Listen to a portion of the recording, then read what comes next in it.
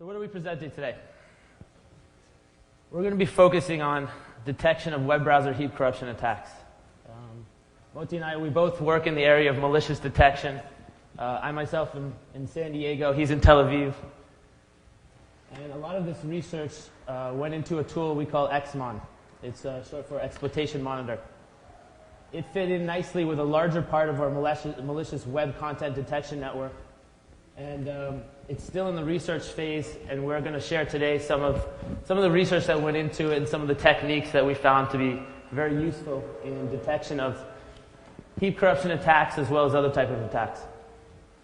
One thing that we want to mention is that the talk is, I think we've changed the original title a little bit. It was defeating heap spray attacks. We wanted to make sure that we also include, heap corruption attacks. It's not strictly on heap spraying. But we're not going to be talking about exploitation protection measures such as DEP or safe exception handling, ASLR. The talk previous to ours was Alexander's talk on his heap lib library. Some of the background he gave is going to be repeated in this talk. So we hope you've seen his talk. It was an excellent talk. Turn the mic so Sure. It's straight out in the face. Just let me show you. Like this so you can get it. Excellent. All right, sorry about that. So we hope you've seen his talk. We're going to repeat a little bit of the information of some of the background on heap spraying and heap corruption, but it's only to reaffirm some of the understanding of what you know of heap corruption attacks. Even some of the talks I've seen at BlackHat today where heap spraying was mentioned, it seemed like some of the presenters got it and some of it didn't. It's a pretty simple technique, but we're going to go over some of it in hopefully a different manner than Alexander did, just so you can really understand it.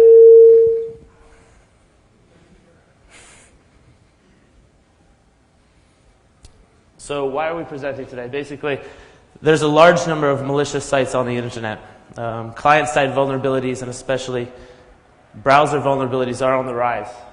IE7 has a lot of kind of protection mechanisms built within it, but we find a lot of people not keeping up with their patches, not using the latest version of their browsers. So it's constantly a problem. Attackers are focusing their efforts on the web. Heap corruption vulnerabilities are on the rise, and in the past 4 years, the exploit techniques have been very, very interesting. And for those who are researchers, it's very important to understand these techniques. The web is definitely a profit business, and there's multiple exploit toolkits readily available on the internet. It's good to understand these toolkits, which are all using heap corruption exploit techniques. MPAC, Web Attacker, IcePack. You've probably heard about these in the news constantly. If you're a web security researcher of some sort, you know these in great detail. MPAC recently is probably one of the most recent ones up there.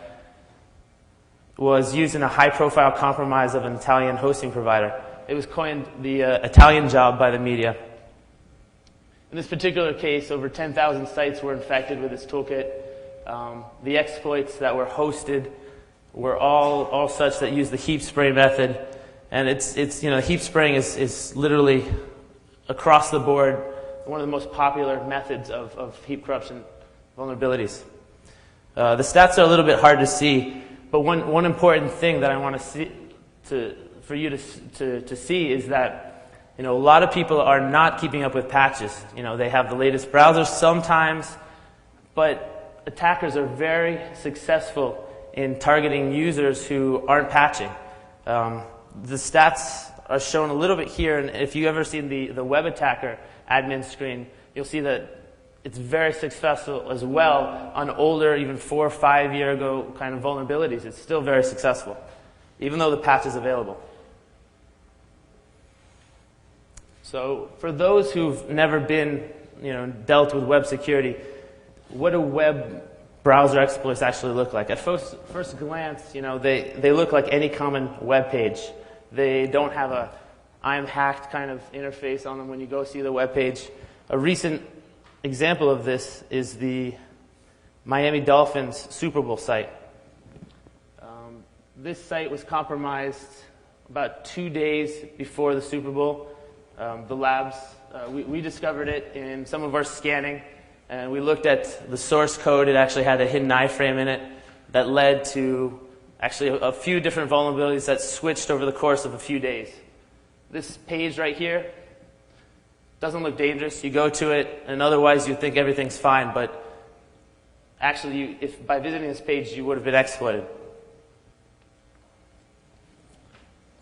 To look at what malicious source code looks like a little bit here, this is using the heap spraying method. This is actually the set slice vulnerability.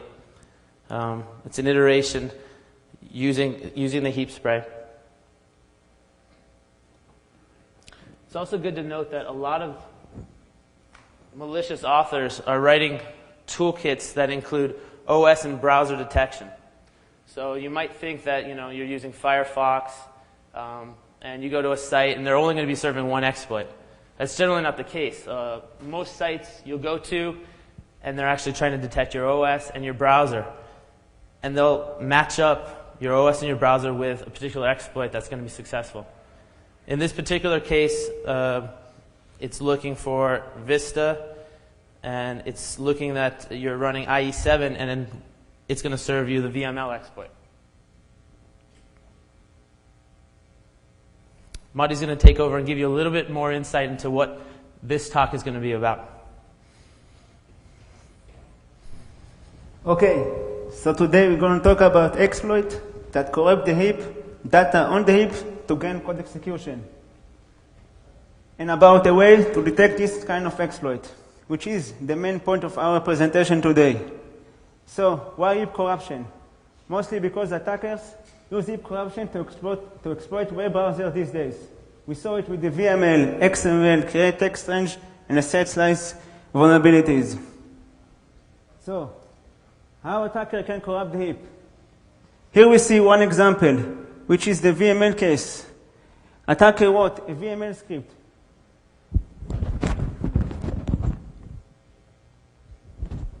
Second.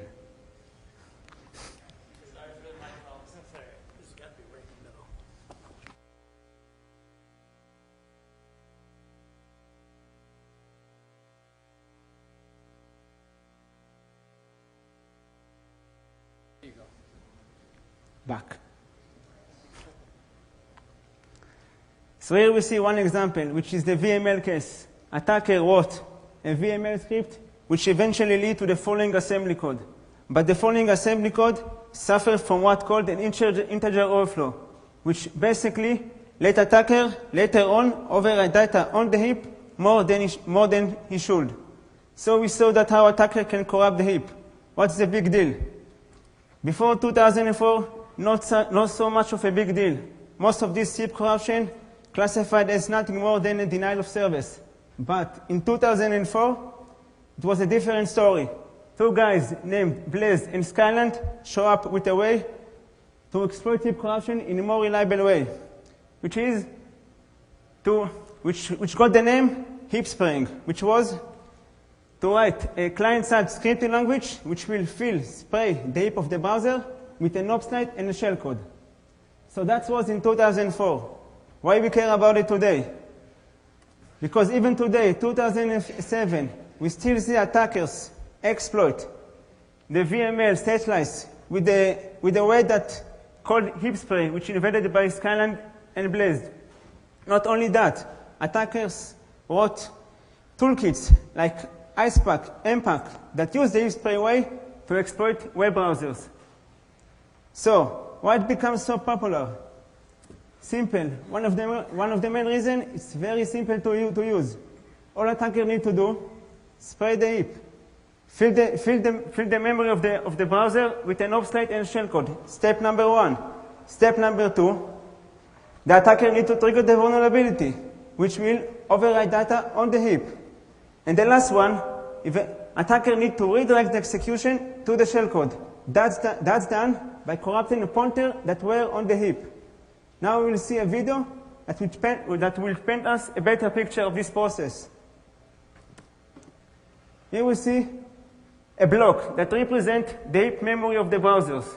And now will join us a JavaScript code. In a second to join us. Now join us, which we see that when the browser executed, each loop basically allocated a chunk of buffer into the memory of the browsers, again and again. And if we will take a closer look into the content of the memories, we will find there that the attacker filled it with a NOP slide and a shellcode.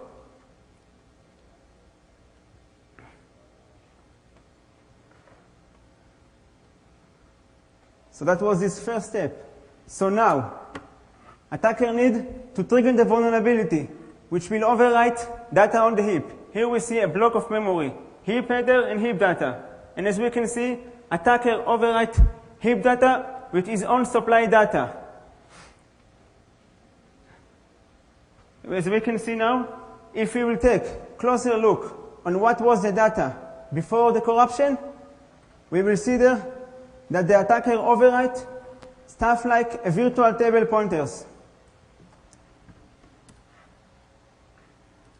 So the attacker sprayed the heap and also triggered the vulnerability. Good for him. But now what? You need to redirect the execution, the flow of the module to the shellcode. How it's done? Attacker overwrite, corrupt the heap with his own content. He overwrite also a pointer such as a virtual table pointers. Now we will see that a video that will paint us a better picture of this process. Here we see a piece of code from the browser modules.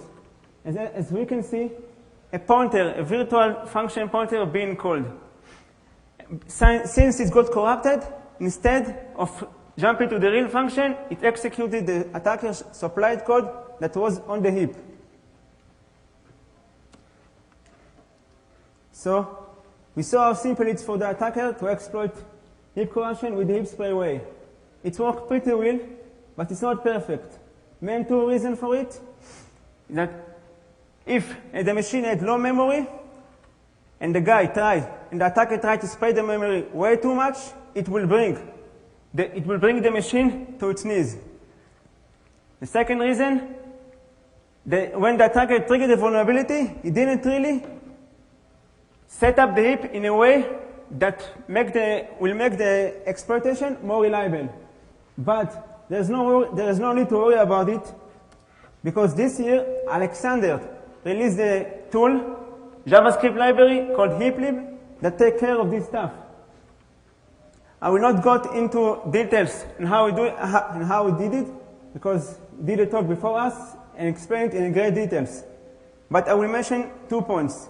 There is no need to spray the heap anymore, and before triggering the vulnerability, attacker can set up the heap, which help make the exploitation much more reliable. So now the attacker have two ways to use: the heap spray way or Alexander way. How lovely. So we try to come up with a way to find out how to basically detect those kind of vulnerability if they use the heap spray way or the Alexander way. So there is one thing that's common to both of them, and it's basically the redirection point.